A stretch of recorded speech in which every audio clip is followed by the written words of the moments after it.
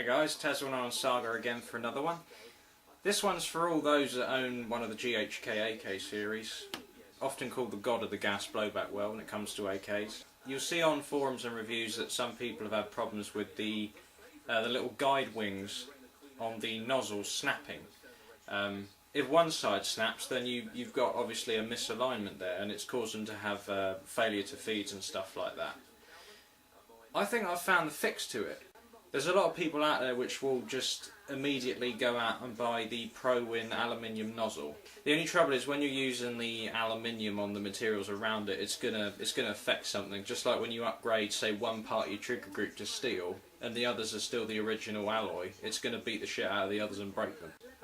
I've had this thing a number of months now, and I've not had a problem with the nozzle showing any signs of wear around the wings or snapping. So I'm going to show you how to do it.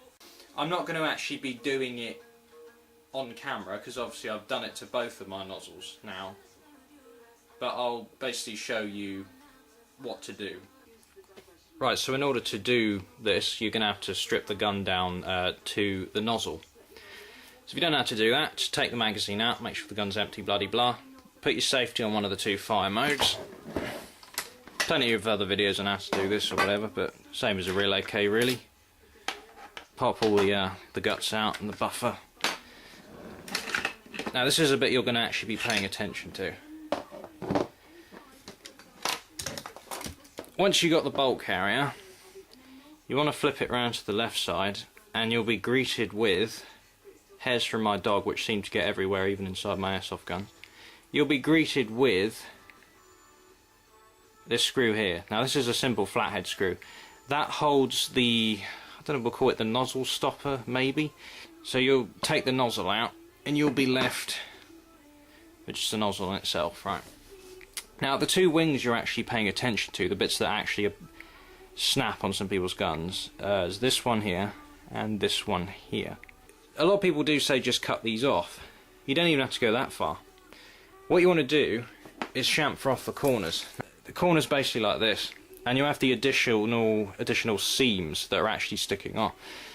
Now those are what actually snag on uneven surfaces inside the bolt carrier, and that's actually what caused them to fracture or crack, and then they'll just disintegrate inside the action. You have little pieces in there somewhere. It even helps too if you just file the channel inside the bolt carrier, the two little horizontal channels that the wings actually glide in.